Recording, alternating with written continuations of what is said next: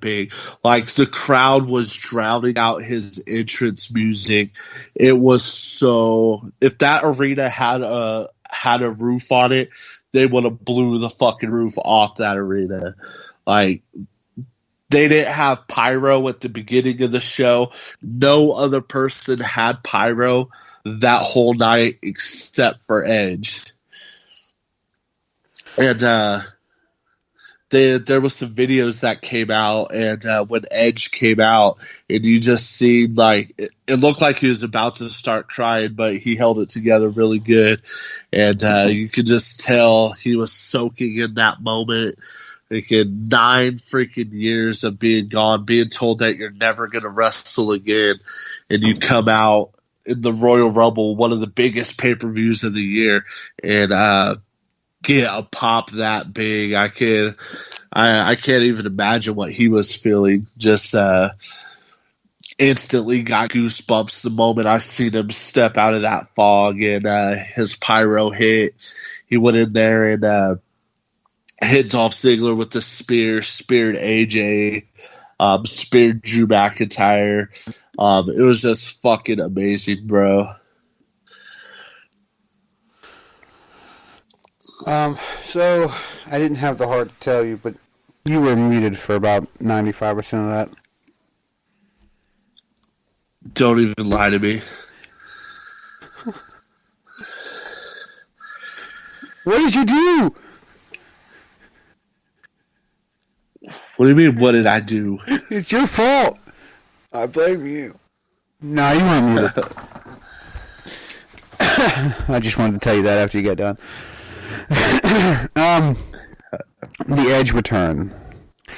You know, I'm happy and I'm kind of like, you know, at the same time. It's kind of the same way I felt about when, what's his name, Daniel Bryan came back. Is it safe for him to be in the ring? You know, he. Fucking Jason goes, no, he wasn't. I know, Jay. I know, he wasn't muted. I was just fucking with him. But no, I mean, is it safe for him to get in the ring? Triple fusion neck surgery? You know, I mean, that's a lot of work. I mean, and I don't know anything about, you know, neck surgeries, especially a triple fusion one. That one just sounds really cool. But I gotta think that one wrong hit to the neck or the upper spinal area or whatever has got to not be good. I mean, we could be talking, I'm assuming paralyzation. If there was any fear of that, I highly doubt that they would have had him re-debut at the Royal Rumble, man, because that match, you have guys all over the place. You get thrown over the top rope. There's a chance that you could land wrong. So I fully believe that he's 100%. I don't think if there was any risk of him re-injuring or anything like that they would have even cleared him. Daniel Bryan had a similar neck injury, and we saw him come back, and he looks better than ever, man. Freaking, he had a great match. He had a strap match with The Fiend at the Royal Rumble. It was a really solid match, and ever since he came back, Daniel Bryan's looked really good. And he came back, he was gone like 4 years? Yeah. When he had his surgery, and came back and looks phenomenal. So Edge has been gone 9 years, bro. So that's plenty of time to heal. He's been working out. He looks fucking in great shape. And he just signed a 3-year contract. It is for, I believe, like special occasions and stuff like that. So it's not he's not on a full 360 schedule or however many, he's not on a full-time schedule. So, hey.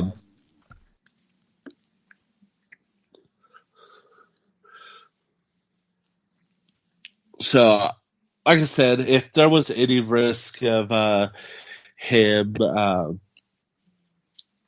re-injuring that neck or anything bad happening, I don't think that WWE would have cleared him, yet alone let him return at the Royal Rumble.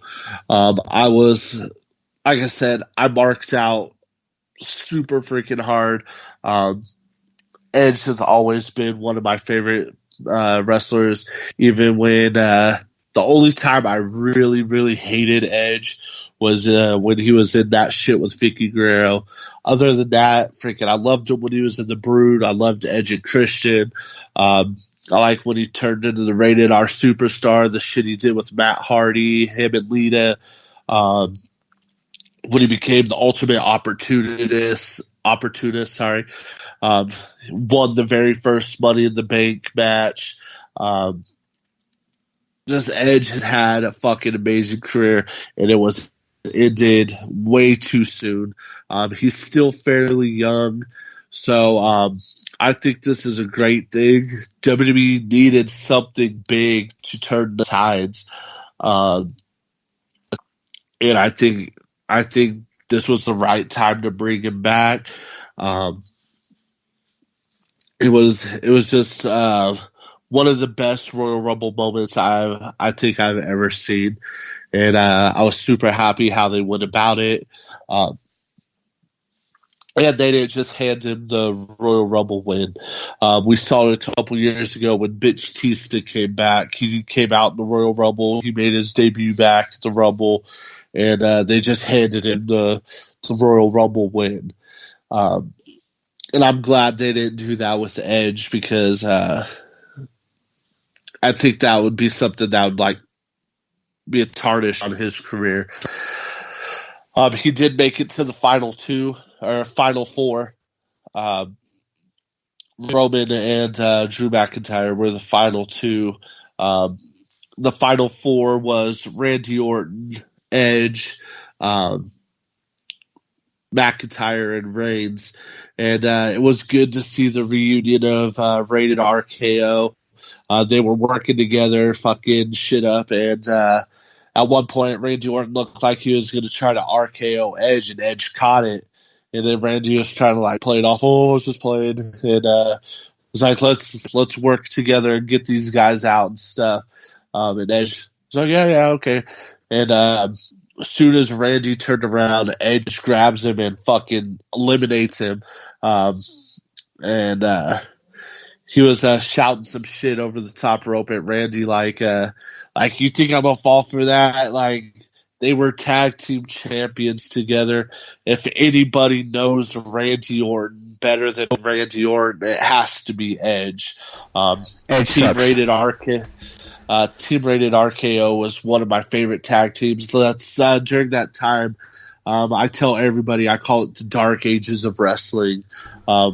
And during that time, you had Team Rated RKO. They were one of those few things in between all the bullshit that was going on that made wrestling that's the. We talked about it last week on the show.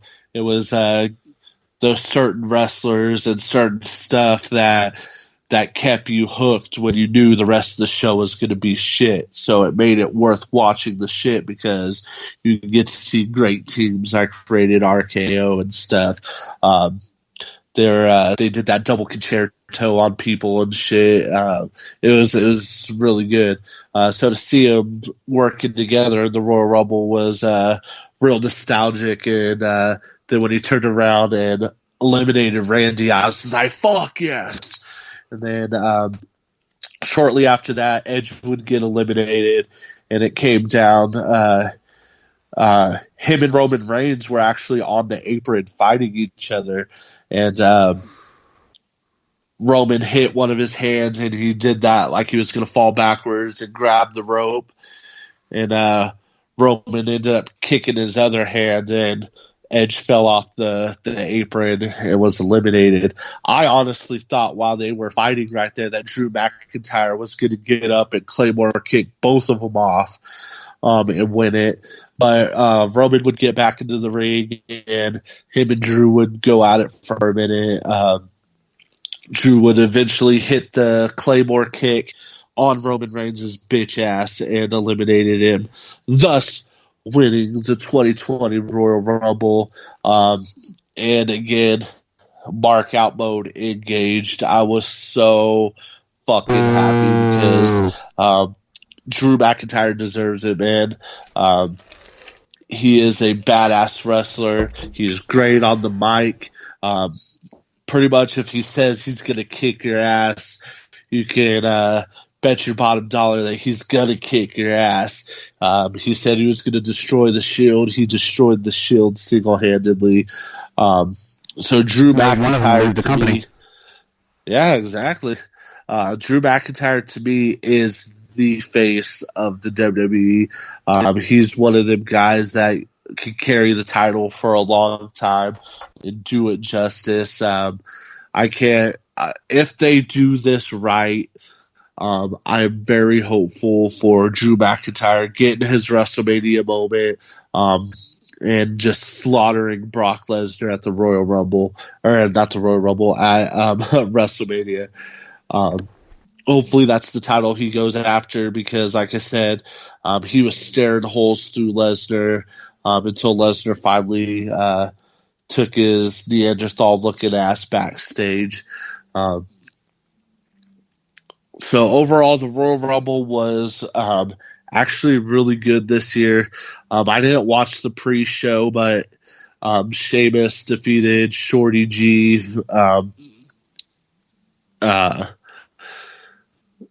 During the pre-show. I don't even want to talk about that. Andrade defeated Humberto Carrillo to retain his United States Championship during the kickoff, blah, blah, blah. To start off... My bad. To start off the show was Roman Reigns versus Baron Corbin in a Falls Count Anywhere match. This match actually wasn't bad for being a fucking Roman Reigns and Baron Corbin match. I knew from the dugout or from the beginning who was going to win this match.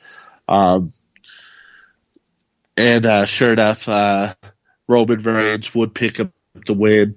Robert Roode and Dolph Ziggler tried to get involved in the match. The Usos would come out and even things up.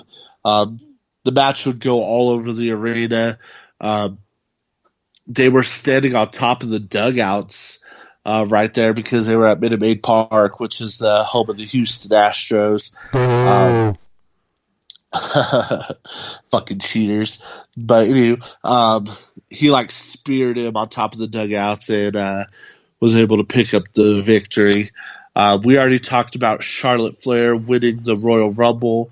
It was pretty good, man. We got to see Mighty Molly Holly this year. Last year, Molly Holly. No, Molly Holly. Yeah, the Glamazon. They're not the same person, motherfucker. They're the same person.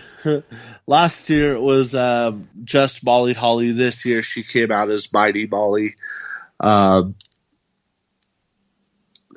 We've seen a lot of the NXT women. Candice LeRae, Mia Yim was out there. Tamina came back. Dakota Kai, Chelsea Green. Beth Phoenix would come out as well. We saw the return of Kelly Kelly as a special entrant to the Royal Rumble.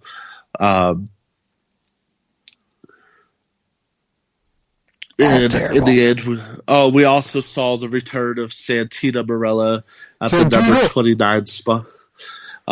Nick's girl came out at number 29. Right. And she would not last very long. And then